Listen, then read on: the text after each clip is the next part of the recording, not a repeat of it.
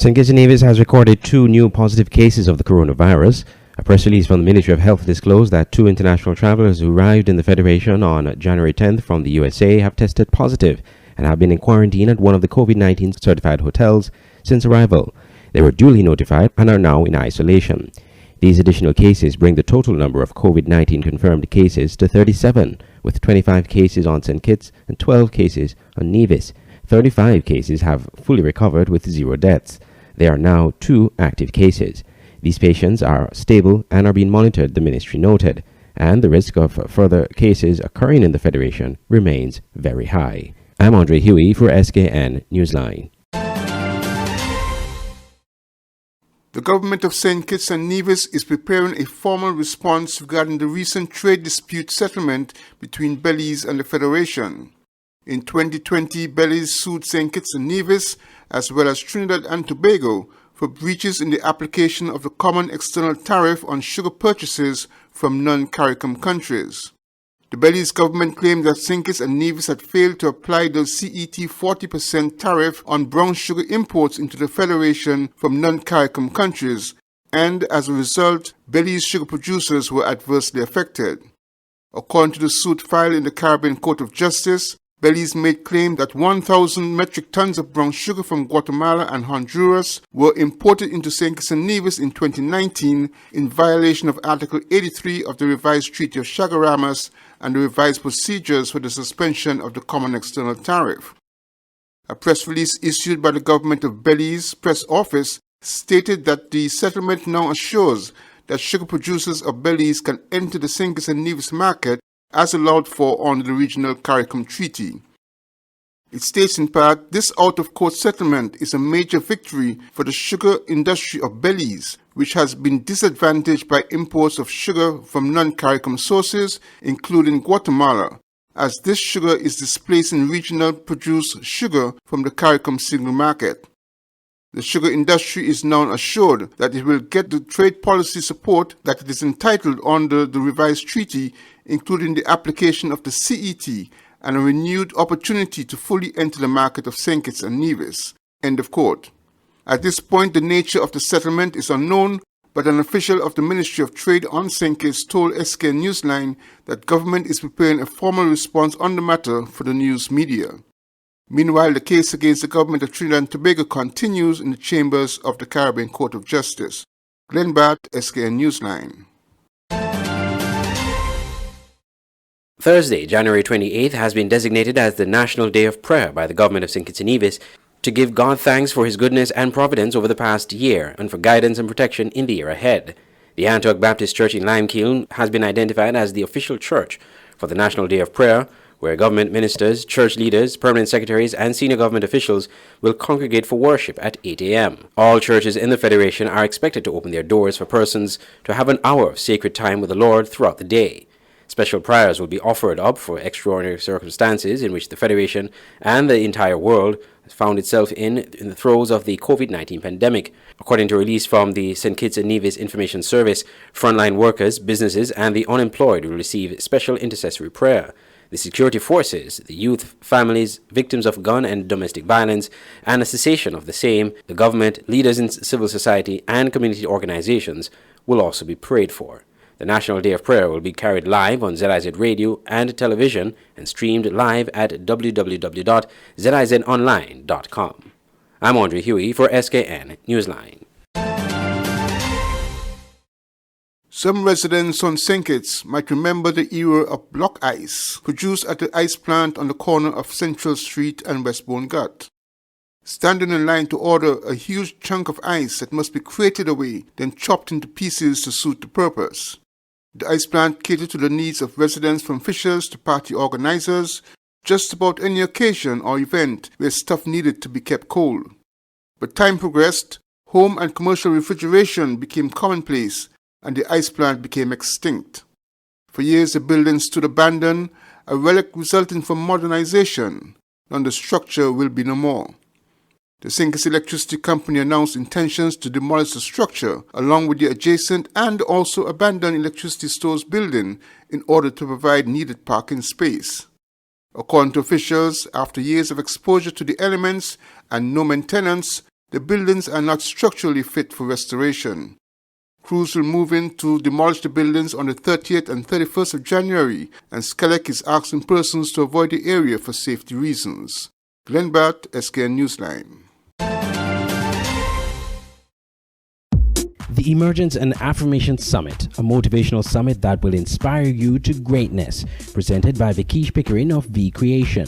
Sunday, January 31st at 3 p.m. at the Kuna Caribbean Conference Center. All attendees will receive affirmations and exercises for the next month that ends with a follow-up.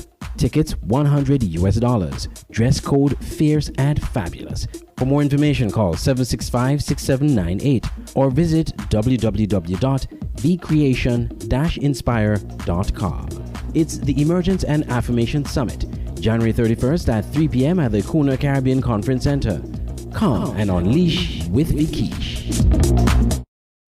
I feel good. Come to Vibes Beach Bar and Grill at the Frigate Bay Strip, your place for the best selection of local dishes. Join us for lunch. Mahi-mahi, barbecue ribs, fresh caught snapper, salmon, lobster, and our world-famous Vibes wings at economically sound prices. Dinner is served from the deck or the golden sands of the Frigate Bay Beach. Join us for birthdays, business meetings, or just for fun in a family-friendly environment. Open daily from 11 a.m.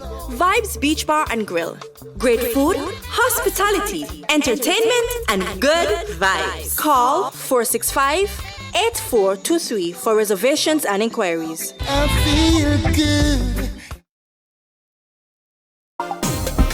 SCELEC Interactive Voice Response System, a new 24-hour automated call-in service. Access it now at 465-2000 to report faults, receive bill balances, and for the first time ever, you can now make bill payments over the phone 24 hours a day, 7 days a week. Access it now by calling 465-2000. Caribana on Liverpool Row is your anything you want store in St. Kitts. They have a wide variety of just about everything. Ladies and men's clothing, shoes, children's clothing, toys, housewares of all kinds, small appliances like clothes heaters, microwaves, electric kettles and more, cosmetics, perfumes, cosmetic jewelry and much, much more. Their prices are unbeatable and customer service is second to none. Shop at Caribana on Liverpool Row Bastair. Call 465-1745. At Caribana, find value supplies at great prices.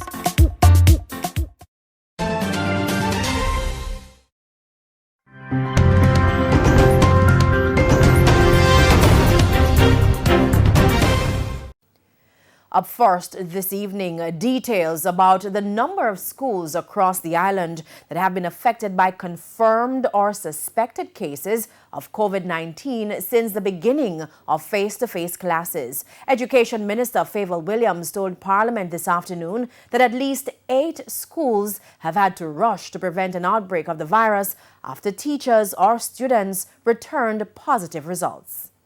292 schools have been approved for face-to-face classes. Of that number, 216 have started to offer face-to-face instructions. Education Minister Favour Williams says some of those schools have been affected by COVID-19. 8 schools of the 216 that are approved for face-to-face across 4 regions, Region 1, 2, 5, and 7, have been affected by actual or suspected cases of the COVID-19 virus. In Region 1, that is Kingston and St. Andrew, 2 schools have been affected by COVID-19. 1 student at Donald Quarry High has tested positive. The school was closed on January 21 and will remain closed until health authorities complete contact tracing. Penwood High had a staff member who tested positive, and the school was subsequently closed for deep sanitization and will reopen for face-to-face lessons on February 1, 2021. St. Mary High in Region 2 has delayed its reopening plans as a senior member of the administrative team has been exposed to the virus. The team member's spouse tested positive. As for Region 5, which includes Manchester and St. Elizabeth, that region reported 4 cases. 1 for Sydney Pagan, 1 for Fuller's Wood Primary and Infant School, and 2 parent cases from Monroe College. A student from Sydney Pagan tested positive on January 13, 2021, after which the school was closed and is scheduled to reopen on February 1, 2021. Fullerswood Primary School has since reopened. A teacher at the school tested positive. At Monroe College, 2 parents of students tested positive. Face-to-face classes have since been suspended for students who travel to school. However, face-to-face learning will continue for boarders. As a matter of caution, Madam Speaker, the Ministry of Health and Wellness has notified Monroe and Hampton that the students/boarders that have left for the weekend must be quarantined upon returning for 14 days before they are allowed to re-engage in face-to-face activities. The minister says Kemps Hill High and Vere Technical High in Clarendon have also been affected by COVID.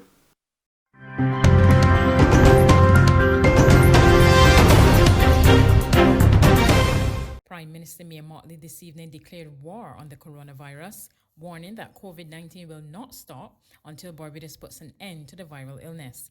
In a national address, she announced the country will pause for 15 days from February 3 to February 15, and a 7 p.m. to 6 a.m. curfew will take effect. Declaring that the COVID-19 fight will cost the country between 20 to 25 million in the next few weeks, Mottley says her government's sole mission is to save lives. We may be bruised, we may be battered, but there is no battle that we cannot win. For sure, the economy is going to be seriously affected. But as we discussed with the International Monetary Fund Fiscal Affairs Mission up to yesterday, we must spend what we will, we shall keep the receipts and be accountable, but what we are not going to do, as Madam Kristalina Georgieva has said over and over in my discussions with her, we will not sacrifice people at the altar of expediency or at the altar of simply trying to hold on to a dollar that is likely to be lost because of the level of deaths in the long run. My friends, join me in this effort.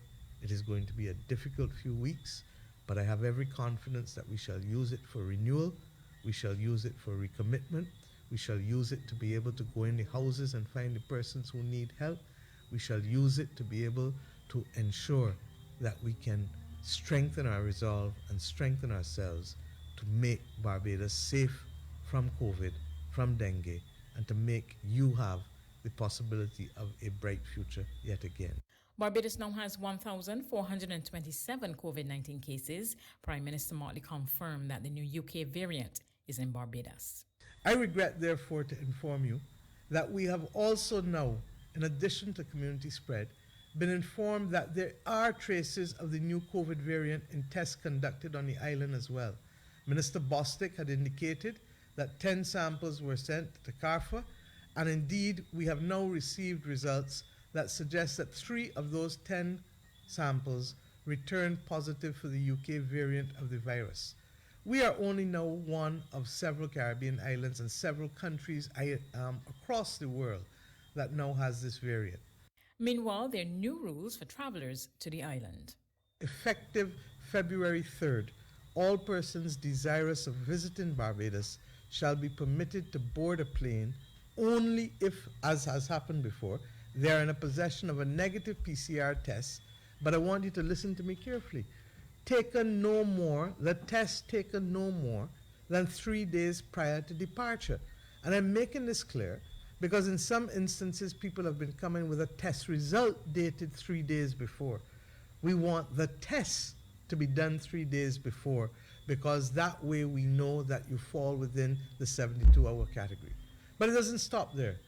We will also introduce in Barbados a mandatory rapid antigen test on arrival, because those tests pick up persons who are positive and who can be pulled out immediately for any further action. And that takes care of the period of time of additional risk between when taking the test between then and the point of arrival. But then we don't stop there either.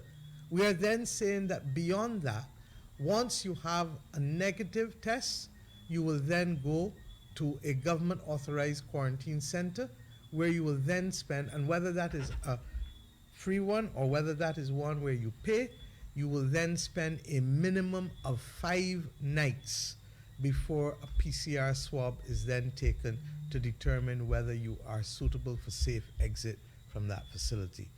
If you are positive with the rapid antigen test, then you must go immediately to Harrison's Point for assessment, because obviously you have, as others who have tested positive, to be assessed by the doctors to ensure that they can appropriately categorize where you are. And I say so because there is a view that a PCR or an antigen test is just a simple issue. It is not. The doctors have insisted on assessment of patients when they have tested positive, so they may appropriately determine the type of care and the type of facility that is needed.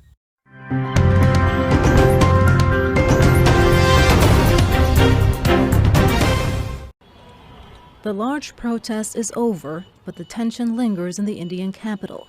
Farmers who rallied against the government's new agricultural laws are gone, removed from New Delhi's famous landmark, the Red Fort.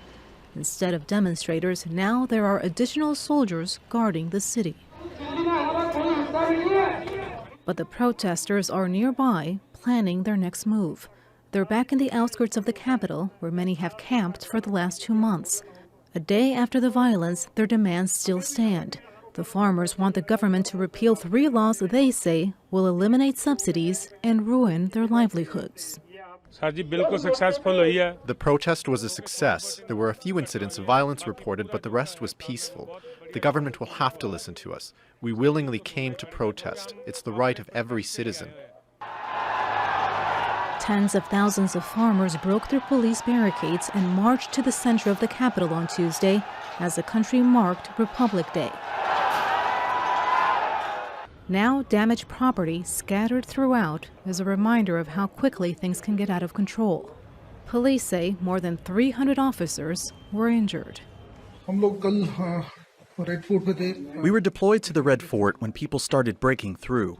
We tried to remove them, but they became aggressive.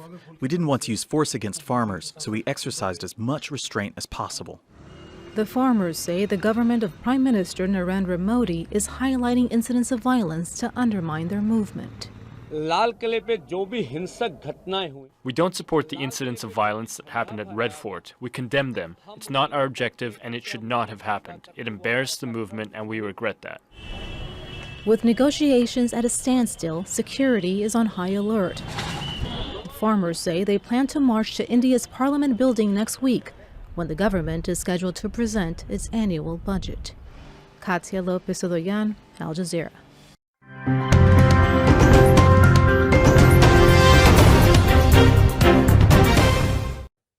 You will do impartial justice according to the Constitution and laws, so help you God. Shortly after senators took oaths to convene the court of impeachment against defendant Donald Trump, accused of inciting an insurrection, a test vote on how the chamber may decide the case in February. It came at the request of Republican Senator Rand Paul, a Trump ally, who argued the trial should end before it even begins because Trump is no longer in office.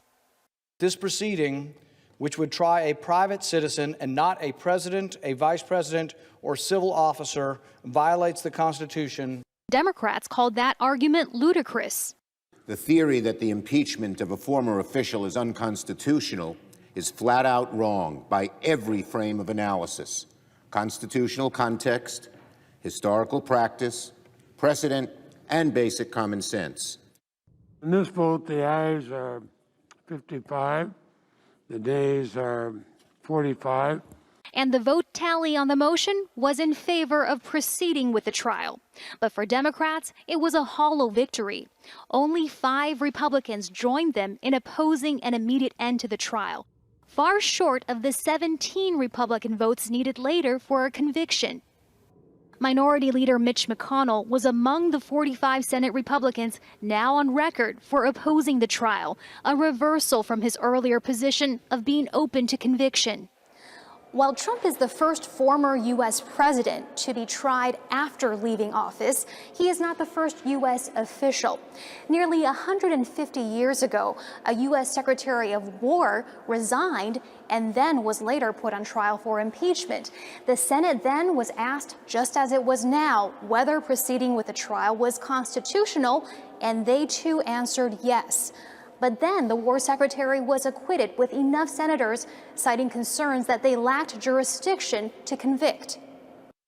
It appears Trump's fate may be headed in the same direction, despite Democrats' arguments he should be convicted and disqualified from holding office in the future. We have a president who incited a violent attack on the United States Capitol and on our very democracy. So it's absolutely critical that we call that out and make sure that future presidents understand that this is completely unacceptable behavior. The impeachment against Trump will now move behind closed doors for the next 2 weeks before arguments return to the Senate floor on February 9th. Heidi Jo Castro, Al Jazeera, Washington.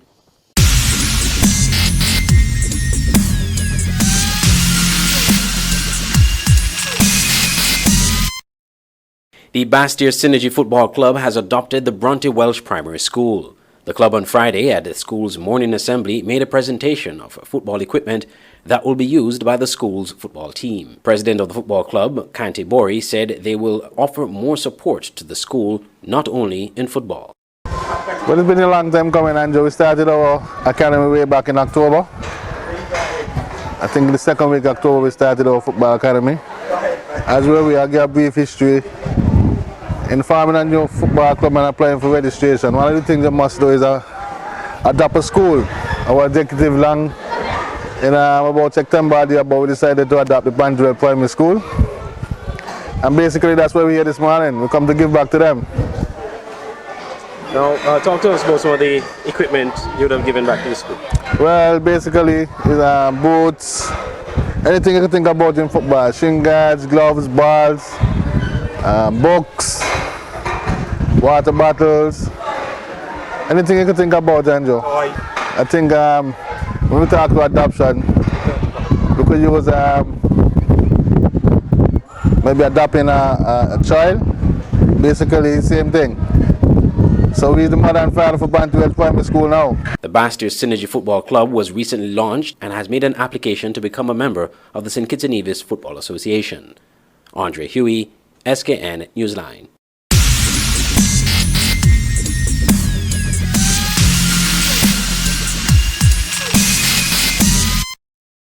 Basketball City got a little facelift. On Friday, during a brief ceremony, Minister of Sports Janelle Powell gave a brief presentation at Basketball City on the changes made to the facility. Ahead of the upcoming start of the senior league, the junior league would have started just about a week ago, and we would have responded to some requests by the SCABA executive and president, Glenn Jeffers, and so the Department of Sport over the course of the last week and a half would have come up and did significant work, which included painting of the venue inside and outside.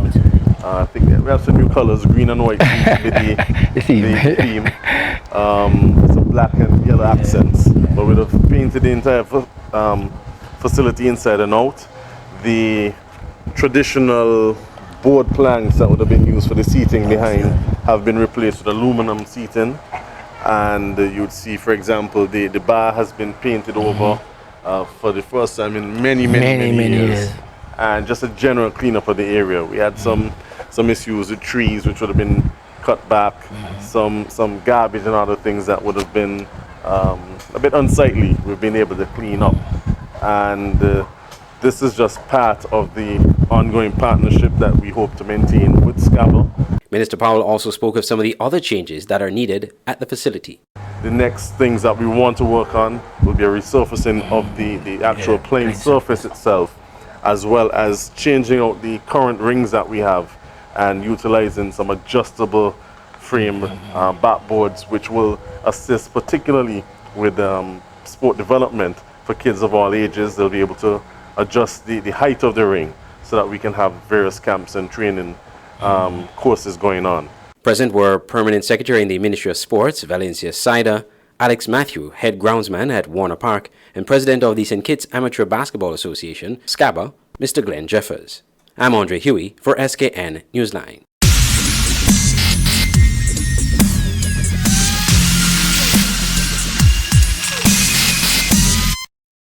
Stay abreast with news on St. Martin with SMN News. Visit www.smn.tv.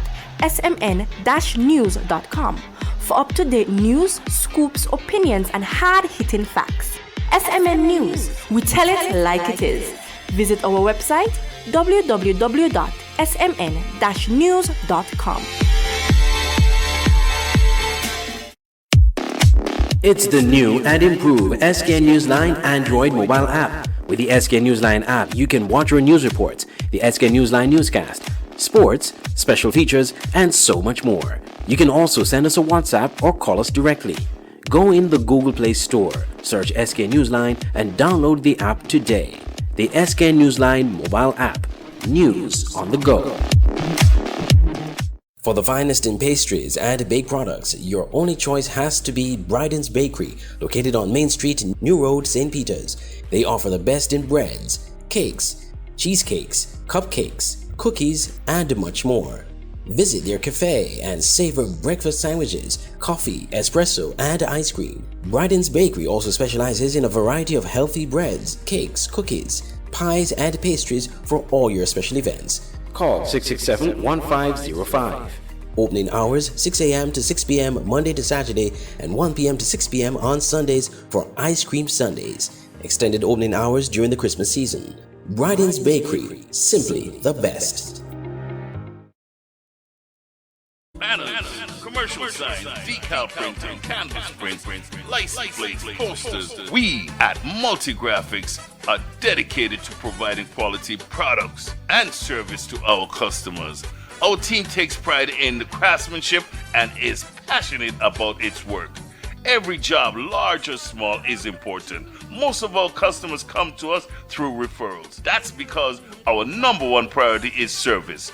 We serve a wide variety of customers, such as restaurants, retail stores, manufacturers, trucking companies, and many more. Our capabilities include design, production, and installation. How can we help? We are located at Bird Rock at the Woods Right compound. Call us at 869-763-1511 or 784-491-7599. Multigraphics.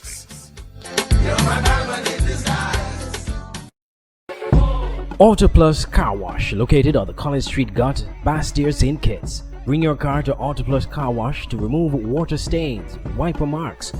Get your doors, roof panel cleaned, seat floor mats, buffing, headlights, and engine wash. You get quality service at the best price at Auto Plus Car Wash. They really care for your car. Call 765-5140 or visit them on the College Street Gut, Bastyr, St. Kitts.